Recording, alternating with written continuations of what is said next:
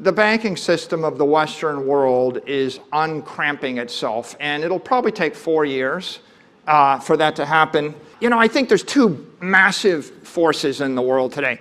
There's digital intelligence, there's digital assets. You know, there's a lot of ignorant antagonists in the world, and they're like all snivelly, like, why would you want to buy a Bitcoin treasury company when you could buy the Bitcoin? Let me talk a little bit about, treasury theory. Bitcoin treasury company, what's revolutionary? Well, Bitcoin, digital gold. We all acknowledge digital gold, okay? Digital gold, digital capital, better than gold, right? Capital, economic wealth that lasts forever. You buy 1/21 millionth of all the money in the world forever, right? That's the idea of digital capital. You know, that's a powerful idea. Pure economic energy. The global financial system is in trouble. For decades, investors and companies have parked their money in instruments that slowly erode its value. Government bonds, money market funds, and most credit products promise stability, but in reality, they pay so little they can't even keep up with inflation. The harder you work to grow capital in this system, the less wealth you actually create. On the surface, it feels safe, but beneath, it quietly punishes anyone who plays by the rules. But what if there's a way out? Billionaire entrepreneur Michael Saylor believes that solution has already arrived. He points to Bitcoin treasury companies as the key to breaking free from this broken system. According to Saylor, what we're witnessing isn't a minor adjustment, it's a revolution. We are moving from an outdated financial world into a new digital era, where capital finally works for people instead of against them. Fear runs deep though. Big institutions are trapped, clinging to outdated models that built their power but now lock them in. Meanwhile, tens of trillions of dollars sit tied up in slow, low-yield investments that barely grow. Investors want more, but fear of volatility keeps them frozen. The system is broken, time is running out, and those unwilling to adapt risk being left behind. Cybercriminals are getting smarter, and everyday investors are the new target. You worked hard for your crypto. Don't lose it to a scam. Recently, attackers bribed offshore agents at major crypto platforms, stealing names, birth dates, even social security numbers. They drained real accounts in seconds. No blockchain hack, just human error. Once it's gone in crypto, it's gone. That's why ITrust Capital created the Premium Custody Account, the most secure way to protect your asset. It's a closed-loop system, meaning funds can only move between you and your account. Even if someone gained access, they can't steal your crypto. Backed by institutional-grade custody at no extra cost. Sleep easy knowing your investments are locked down. Click the link, use code DOSE7, and get a $100 funding bonus. Start protecting your future with ITrust Capital. You know, there's a lot of ignorant antagonists in the world, and they're like all snivelly, like, why would you want to buy a Bitcoin treasury company when you could buy the Bitcoin? You know, and you hear that a lot. I mean, we're the first year, in my opinion, this is the first year in the launch of this business. If you got in more than 12 months ago, you know, you were sort of ahead of ground zero. I would say the business really legitimized, took off November 5th, 2024. That's the point when you had the red sweep. That's the point when Bitcoin went from 60,000 to 95,000. Very quickly, what we saw was 12 cabinet members flipped pro-Bitcoin, the president flipped pro-Bitcoin, the Secretary of Treasury flipped pro-Bitcoin, and guidance from the SEC, the CFTC, the OCC, the FDIC, even the Federal Reserve and the Treasury, all flipped to unequivocally pro-Bitcoin. If you look at crypto policies with the mega banks, you know, the too big to fail banks, Bank of America, Citigroup, Wells Fargo, et cetera, they were constructed over the previous 4 years, and in that environment, after the execution of Signature Bank and Silvergate, both of those were healthy banks that were destroyed by the previous administration due to their involvement in crypto. I think most large systemically important banks, most banks in general, adopted a policy out of an abundance of caution, and the result of those policies was so vague, it kind of meant that everyone in the industry was unbanked, you couldn't get credit, and those policies still remain, by the way. You could post $10 billion of collateral to those banks, you can't get a nickel loan today.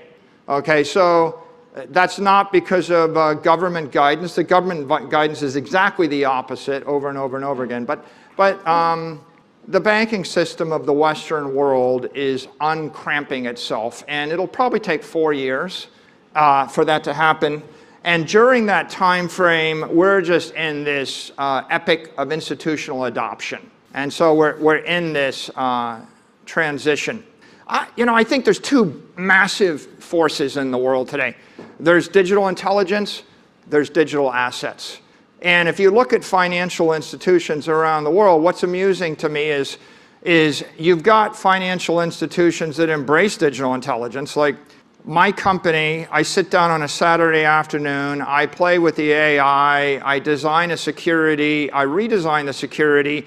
I designed the security for the third time. The AI says it's never been done in the history of the world. I send it to the lawyers. They say, it's never been done in the history of the world. I send it to the bankers. They say, it's never been done in the history of the world. And then they come up with one little quibbling concern like, oh, there might be a fast pay issue and it's unsolvable. And then after 2-3 weeks of tradition, I go back to my AI and I say, is there a solution to the fast pay issue? And it says, yeah, make the liquidation preference floating. Okay, where's the floating liquidation preference come from in our prefs? It's because there's a fast pay issue in the prefs and you can't sell them above par without that floating liquidation preference. I could hire 10,000 lawyers and wait 10,000 years. I wouldn't get the answer. I got the answer in a few minutes from the AI because the AI has no prejudice. It has no inertia. Okay, that's a finance company that uses digital intelligence. What happens next is we print $6 billion of those. What happens without AI? We sell zero. Everyone says, well, what's the killer use case of AI? Well, maybe design a security and sell billions of dollars a month of it. That might, how many people do that? One. I'm sitting at a table with a lawyer that works for a mega multi-trillion-dollar financial organization. I said, do you use AI? No, our legal department won't let us use AI for security concerns. They don't want us to put confidential information into the AI. Okay. You literally have a set of megacorps that won't use digital intelligence for security concerns, and they basically make everybody that works for the company slow and stupid. And then you have another set of companies that use AI, and those people are smart and fast. Now, if you take digital assets, it's the same thing. Those, a different set of banks, they're like, well, we don't touch digital assets, because the government, because something happened 4 years ago. Well,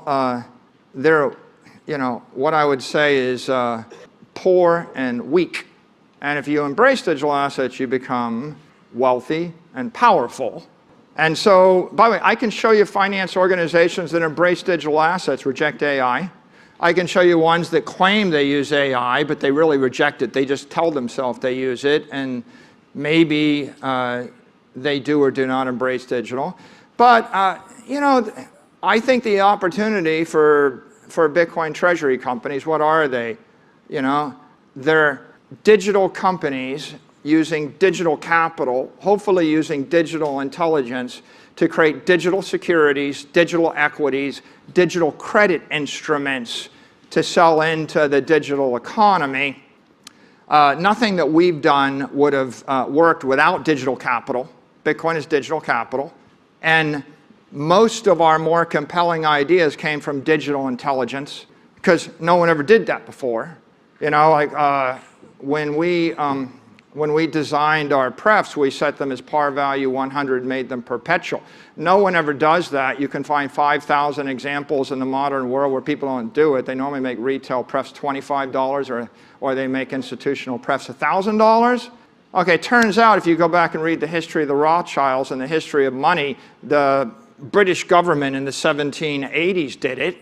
The British government issued consols. They were perpetual bonds, par value 100 pounds, yielding 3 or 5% that floated above or below par.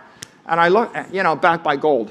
We created something, 100 par value, perpetual, backed by digital gold. Okay, and so what happened in the middle? For 100 years, the world went backwards, and now we rederive these elegant instruments that, by the way, every French, Austrian, British, Spanish, Italian central banker They used the same instruments 300 years ago. In fact, the entire world ran on gold-backed credit for 300 years or more. That was the currency system of the world until 1971, with varying degrees of collateralization.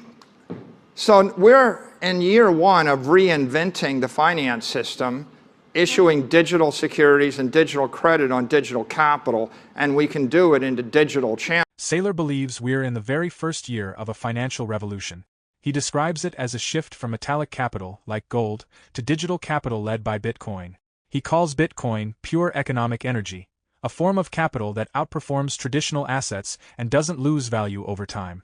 For him, it represents permanence and reliability in a world full of uncertainty. He makes a striking comparison.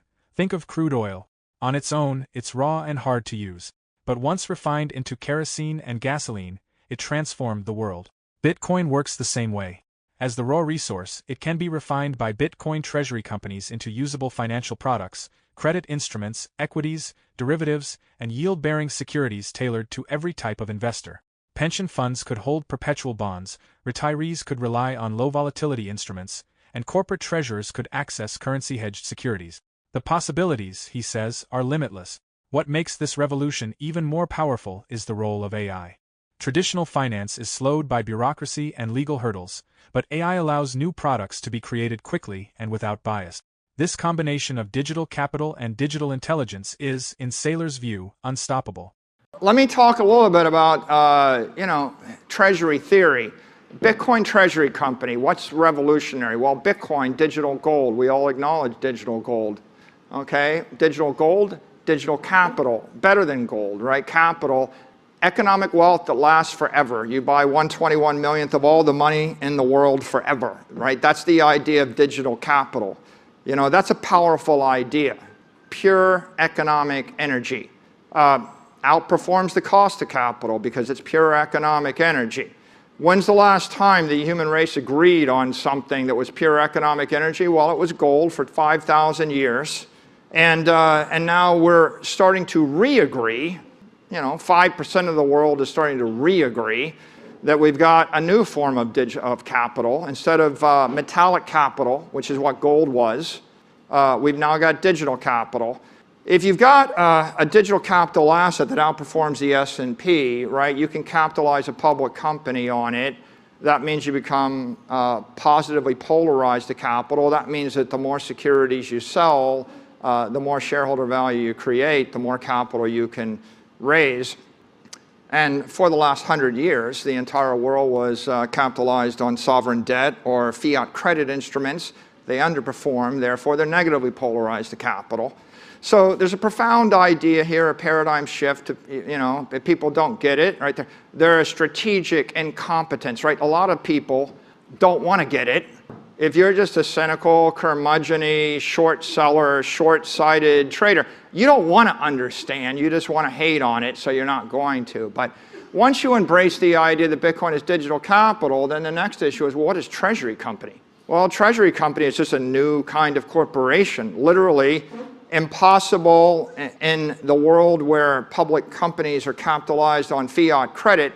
It doesn't make sense to sell equity to buy back sovereign debt because the equity cost of capital is above 14%. The sovereign debt has an after-tax yield of 3%, 2%, 1%. Doesn't make any sense. Doesn't make sense to issue corporate credit to buy back fiat or sovereign debt either, right? Makes no sense. What does make sense? Well, issue securities backed by digital capital. I'd like to say we understood this business 5 years ago. We didn't, right? Our entree into Bitcoin was first defensive, then it was opportunistic, then it was strategic, and finally it became transformational. Then we realized we're a different company. So what is the basic premise of a treasury company? Well, it's very simple. You have a block of digital capital, raw digital energy. Here, it's commodity. The world doesn't want it. What the world wants is a set of securities, either credit instruments or equity instruments or derivatives that meet their requirements. The analogy I've used before is Standard Oil. Think of a refinery. I have a block of raw liquid energy. Einstein said matter and energy, they're interchangeable. I have raw liquid energy in the form of a barrel of crude oil. The first application was kerosene. Kerosene is jet fuel. Kerosene lights up your house. Kerosene was light. Kerosene is rocket fuel. You can't light up your house with a barrel of crude oil. You can't fly a jet with a barrel of crude oil. So we needed kerosene. We refine it. We mark it up. But there's gasoline, there's diesel, there's asphalt. And then if you actually go on an AI and say, tell me all the specialty chemicals of crude oil, there's also lycra, there's also acrylic, there's also plexiglass, there's PVC piping, your lubricants, every form of plastic, stuff you eat, nylon, polyester, right? It goes on and on. We build the houses, we turn the machines, we look through these things, and they're all products, right? So I can refine it to be a different form of energy, whether it's kerosene or gasoline or diesel, or I can create lycra, or I can create plexiglass, right? And so products, services, forms of energy come from that barrel of crude oil. How big is that? Well, just think about, at some point, Standard Oil also owned half the gas stations. So you've got gas stations, you've got every type of energy, and then you've got DuPont, and you've got everything that every chemical company ever created. And look at the stuff you're wearing, probably. You're wearing stuff that came out of a barrel of crude oil, right? It's the stuff that's in your tennis shoes, right? So it's not a difficult stretch to say, oh yeah, in the first year when John D. Rockefeller, maybe 1865, when he started screwing around with a barrel of crude oil and out came some kerosene, a lot of haters said, well, there's no future to this industry, right? And of course the industry today is, what, a third of everything. Now let's take that digital energy. What is the role of Bitcoin? We say Bitcoin miners, they recycle stranded electricity or stranded energy. Well, Bitcoin treasury companies recycle stranded capital. Okay, more than half the capital, 2/3 of the capital is locked up in structured institutions right now. It's capital sitting in a bank, in a pension fund, an insurance fund, and a retirement account, and an institutional investment fund, and an index fund. In a money market fund, right? They're all locked up, the great majority of this capital, and they're in certain places. So what do they want? Well, the insurance companies and the pension funds, they want long duration yield, right? That's what they want. The money markets, they want this very short duration liquidity credit spread. The scale of what's coming is almost unimaginable. Saylor envisions thousands of Bitcoin treasury companies emerging worldwide, each serving unique markets and need. From financial hubs like Switzerland and Japan to growing economies such as Brazil and Nigeria, these companies will transform stagnant, underperforming capital into something dynamic, capital that grows and finally delivers real returns. But this revolution isn't just about profit. Bitcoin treasury companies will defend the network while spreading its influence across finance, bringing the concept of sound money into boardrooms, banks, and households. Their growth will push regulators to modernize frameworks, force infrastructure upgrades, and fundamentally shift how the world thinks about money. The journey won't be smooth, volatility will test even the strongest hands, and companies that chase shortcuts will fail. Success will come to those who build disciplined, scalable systems that meet real demand. For investors, this is a once-in-a-lifetime moment. Bitcoin treasury companies aren't just another option, they're the future. They offer Bitcoin's growth without the chaos of holding it directly, tailoring solutions for every level of risk, market, and currency.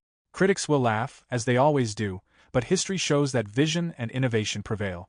Just as Standard Oil reshaped energy, digital capital is poised to reshape finance. The question is no longer if this shift will happen, it's who will lead it. The future is already here, being built by those willing to act first. Will you cling to the old system that slowly bleeds value, or embrace the revolution? The choice is yours. For more Daily Dose Crypto news, check out these 2 awesome videos on your screen. Click now and we will see you on the next video.